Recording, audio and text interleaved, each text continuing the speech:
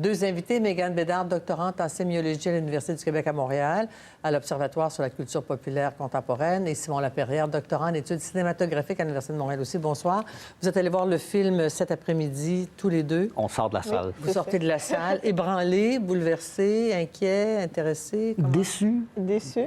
Et beaucoup de questions aussi. Oui. C'est vraiment un film qui suscite la réflexion. Donc, oui, mais c'est pour ça qu'on veut la faire, parce oui. qu'on n'est pas des critiques de cinéma, en tout cas à 24/60. Il y a des critiques de... C'est un film qui a été primé à Venise, qui pourrait l'être encore aux Oscars. Inquiétude, quelle piste de réflexion pour vous, Mégane Bédard? En fait, c'est un film qui fait beaucoup de bruit, donc on en entend parler de beaucoup depuis sa projection à Venise et parmi avec les conférences de presse qui sont sorties, on pose la question, est-ce que le film susciterait de la violence? Est-ce qu'il y a un discours qui suscite de la violence? Ensuite, après avoir visionné le film, Simon et moi, on s'est posé la question, quel discours le film porte et quelle violence elle pourrait susciter. Le Joker, en soi, est un personnage très violent. Oui. On s'entend, il y a un historique de violence, mais maintenant, on l'ancre dans un discours sur la lutte des classes, donc sur les situations de pauvreté. On se pose des questions. C'est un film, oui, pour vous? Oui, exactement. Dans le Joker, dans cette version-là, on sait, il en a plusieurs. Là, il provient d'un milieu pauvre. C'est quelqu'un qui souffre de maladies mentales et n'ayant pas les traitements nécessaires parce que le système n'est pas capable de les procurer, va éventuellement devenir le criminel qu'on connaît. Et ça fait en sorte qu'on obtient un film qui est un peu contre la pauvreté, qui capitalise sur l'idée de la peur de la masse, justement, qu'éventuellement, la classe ouvrière va tenter de s'en prendre à la classe aux élites, justement. Et c'est assez curieux actuellement, surtout dans les climats de tension qu'on a en pleine campagne électorale. Mais est-ce que c'est un film qui dénonce les inégalités sociales? En fait, qui propose un discours sur les inégalités sociales. Il y a tout un pan du film qui adresse cette question-là, mais on dirait que la réponse qu'il nous offre est très ambiguë, par exemple. Il n'y a pas vraiment de position de pour ou de contre. Donc, c'est très difficile de voir c'est quoi le discours du film. Oui. Donc, c'est un film qui pose des questions plus qu'il donne des réponses. Bon, aux États-Unis, on s'inquiète parce qu'il y a eu un attentat à Aurora. Le tueur était déguisé en... Ça a été démenti, ça. Il n'était pas déguisé en Joker. C'est des informations qui ont été un peu... qui se sont modifiées lorsque la manchette est sortie. Est-ce que les inquiétudes sont fondées?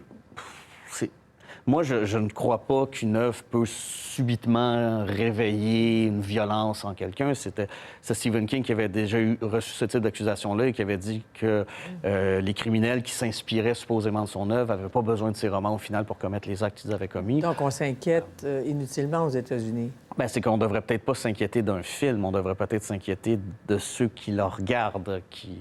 Oui, je pense que je suis un peu de l'avis de Simon ici. C'est moins l'œuvre de fiction dont on devrait s'inquiéter que les discours qui sont déjà ancrés dans la société. Puis les inquiétudes qu'on a par rapport à cette violence-là, ce n'est pas nécessairement par rapport à un film, mais c'est de savoir si ce film-là déclencherait des actes qui sont déjà latents. Ouais. Donc, est-ce que ça légitimise, parce que je n'ai pas vu le film, mais je vous dis, je ne le verrai pas non plus, est-ce que ça légitimise, banalise une certaine violence ou pas?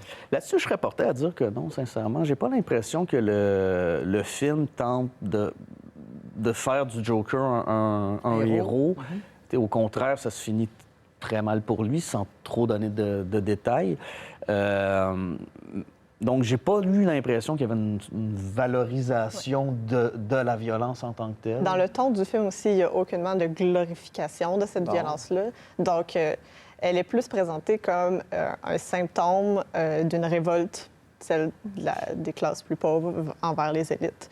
Donc, il y a ça qui est plus mis de l'avant. Donc, c'est pour ça que la réflexion derrière le film est quand même très intéressante. Et le discours qu'il suscite en ce moment, qu'on ait vu ou non le film, c'est bien de se poser ces questions-là, de justement, est-ce qu'un film peut provoquer de la violence? Quelle violence? Est-ce qu'on s'inquiète parce que ces discours-là existent déjà? Oui. Donc, je comprends que c'est pas le film qui provoquerait de la violence, mais ces situations-là, dans une société inégalitaire, peuvent amener des gens vulnérables à passer à l'acte. On le voit, l'affaire, c'est qu'on voit ça régulièrement aux États-Unis, pour toutes sortes de raisons. est parfois inexplicable, non? Oui, c'est ça. C'est le film. Je pense que le film suscite de l'inquiétude parce qu'il surgit actuellement dans un climat qui est très, très, très tendu. Par exemple, un des éléments du film qui nous a frappé, c'est la facilité avec laquelle le Joker se fait littéralement offrir une arme à feu. Ah oui. Donc là, ça soulève le débat justement sur qui peut mettre la main sur des revolvers, sur des carabines et commettre les actes. Jusqu'à tout récemment, il faut aller chez Walmart. Là. Je pense qu'il ne peut plus y aller chez Walmart, mais en réalité, parce que les critiques de films, d'ailleurs, je vous il a été primé au plan cinématographique, on dit que c'est un grand film. La plupart des critiques en font l'éloge. Ah, j'ai trouvé... Sur ce point-là, je ne comprends pas l'enthousiasme autour de Joker. Je trouve que c'est un film qui est finalement très convenu, qui plagie Taxi Driver de façon assez outrancière. On vante la performance de Joaquin Phoenix comme étant digne d'un Oscar. Je le trouvais très cabotin, alors que c'est un acteur dont j'apprécie beaucoup les... Pourquoi c'est hollywoodien comme film? On dirait que c'est un péjoratif du terme. Non, mais oui et non, dans la mesure où c'est un film qui ne sait pas quelle casquette porter. Donc, le film ignore s'il doit être un film d'auteur, s'il doit être un film de super-héros, s'il doit être un drame social. Donc, il alterne constamment entre ces trois pôles-là. C'est en fait un objet très confus, finalement. Oui, vous êtes d'accord avec ça, Mégane? Oui, je suis d'accord avec ça. Donc, c'est un peu confus au sens où on essaie de faire justement une critique sociale avec un filtre, si on veut, ou un masque de celui populaire, qui est celui du personnage de Joker, puis de la franchise de Batman qu'on connaît très bien. Donc, on dirait que... À distinguer, d'ailleurs, des films de Batman, ce Joker-là? C'est difficile à expliquer, je pense. Je dirais que oui, dans la mesure... Bon, d'abord, ce n'est pas une suite à aucun film de Batman. Avant Batman, voir. Ça se passe avant et le film se veut autonome. Donc, ce n'est pas ouvert à un Joker 2, par exemple. Et aussi parce que, généralement, au cinéma, le Joker, ses origines sont assez floues. On ne sait pas d'où il vient. Alors là, on a vraiment sa jeunesse, son récit d'origine, qui fait en sorte qu'on aurait une explication au mal qui l'habite. C'est pas un film à voir pour des adolescents. Oh non. C'est un film très sombre, très violent.